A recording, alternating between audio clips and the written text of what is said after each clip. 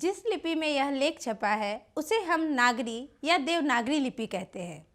करीब 2 सदी पहले पहली बार इस लिपि के टाइप बने और इसमें पुस्तकें छपने लगी, इसलिए इसके अक्षरों में स्थिरता आ गई है।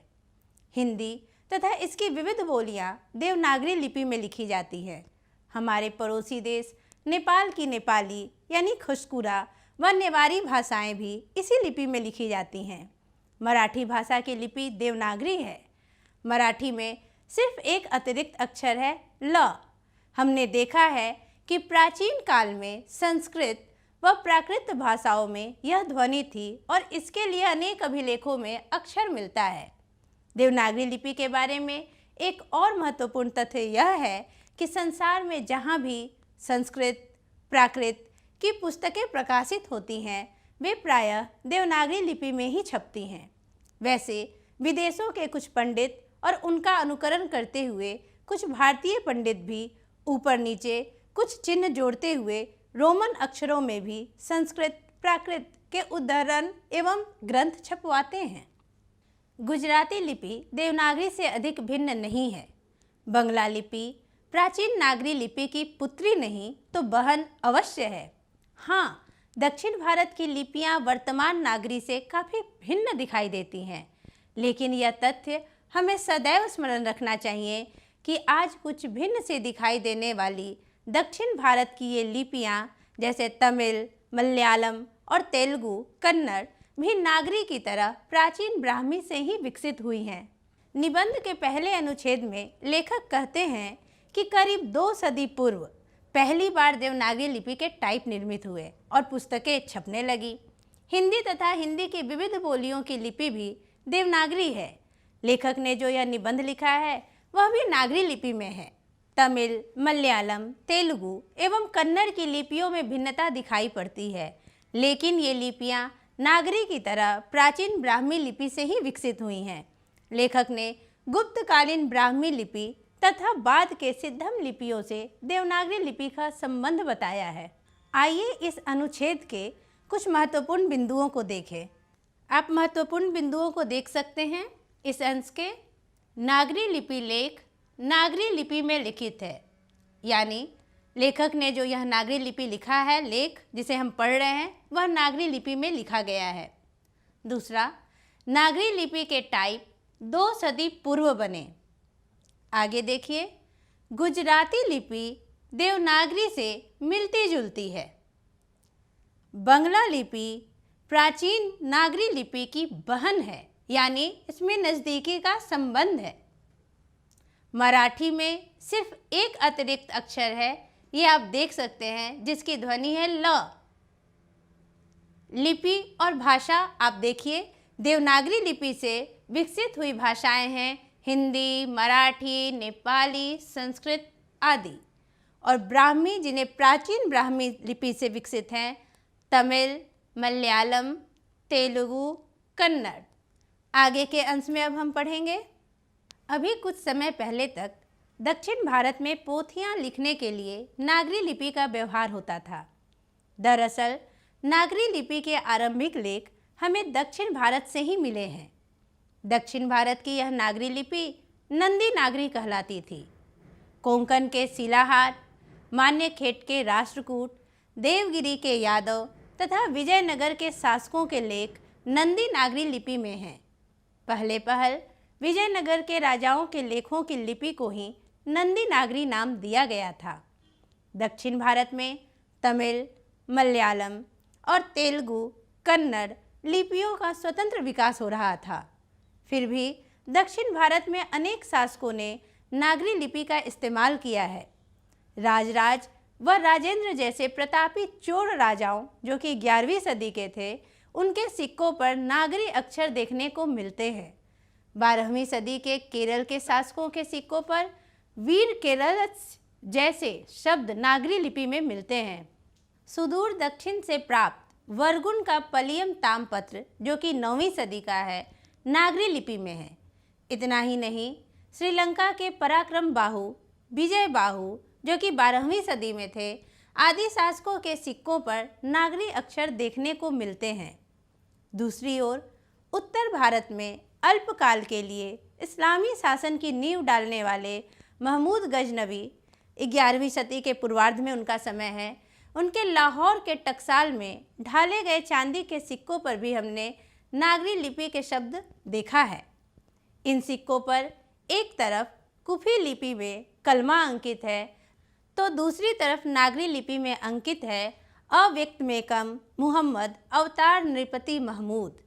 ये सिक्का 1028 ईस्वी में शुरू किया गया था। स्मरण रहे कि लगभग इसी समय के दक्षिण के चोर राजाओं के सिक्कों पर भी नागरी लिपि में लिखे गए शब्द देखने को मिलते हैं।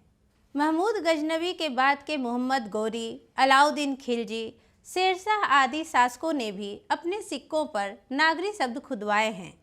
बादशाह अकबर ने ऐसा सिक्का चलाया था जिस पर राम सीता की आकृति है और नागरी लिपि में राम सिय शब्द अंकित है। उत्तर भारत में मेवाड़ के गोहिल, सांभर, अजमेर के चौहान, कन्नौज के गाहड़वाल, काठियावाड़ गुजरात के सोलंकी, आबू के परमार, जेजाक भुक्ति यानी बुंदेलखंड के चंदेल तथा त्रिपुरा के कलचुरी शासकों के लेख नागरी लिपि में ही हैं। उत्तर भारत की इस नागरी लिपि को हम देवनागरी के नाम से जानते हैं। उपर्युक्त जानकारी से स्पष्ट होता है कि ईसा की 8वीं-9वीं सदी से नागरी लिपि का प्रचलन सारे देश में हो गया था। यह एक सार्वदेशिक लिपि थी। लेखक ने इस अंश में कहा है कि नागरी लिपि के आरंभिक लेख हमें दक्षिण भारत से ही मिले हैं। यह लिपि नंदी नागरी लिपि कहलाती थी। दक्षिण भारत में तमिल, मलयालम और तेलुगु कन्नड़ लिपियों का स्वतंत्र विकास हो रहा है। फिर भी कई शासकों ने नागरी लिपि का प्रयोग किया है, जैसे 11वीं सदी में राजराज और राजेंद्र जैसे प्रतापी चोल राजाओं के सिक्कों पर नागरी अक्षर अंकित है। 12वीं सदी में केरल के शासकों के सिक्कों पर वीर केरलस्य जैसे शब्द मिलते हैं।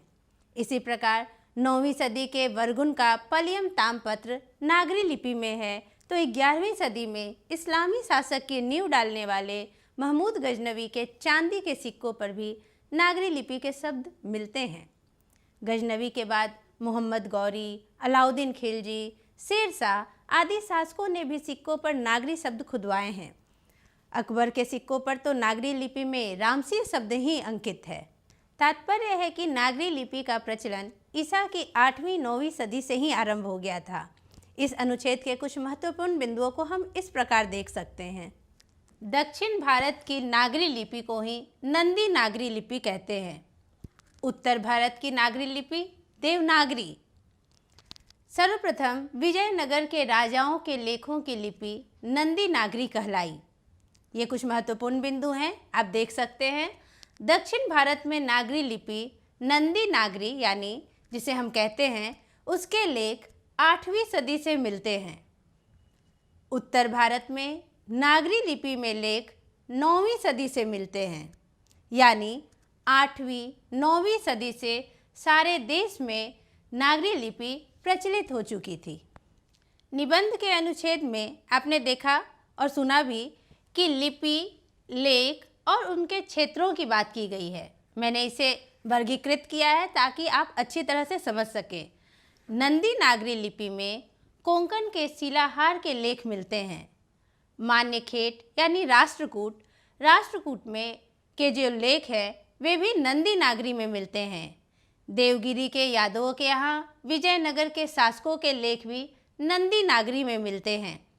इनके सारे क्षेत्र दक्षिण भारत के क्षेत्र कहलाते हैं। कोंकण, मान्यखेट, देवगिरी, विजयनगर के शासक, ये सभी दक्षिण भारत के क्षेत्रों में आते हैं।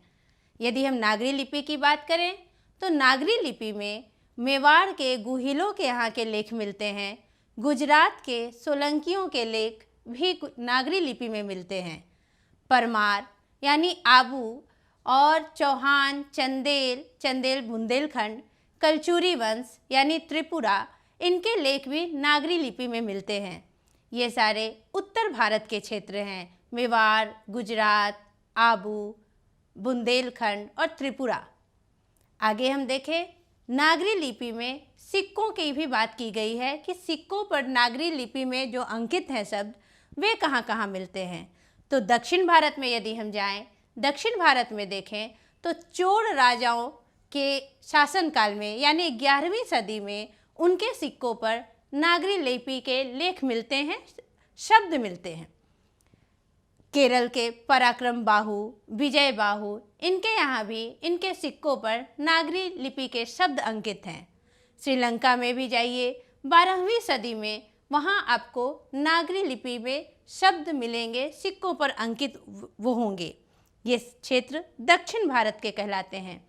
यदि हम उत्तर भारत की बात करें तो महमूद गजनबी, मोहम्मद गौरी, अलाउद्दीन खिलजी, शेरशाह, बादशाह अकबर ने जो सिक्के निकाले थे, उन सभी सिक्कों पर भी नागरी लिपि के शब्द अंकित हैं।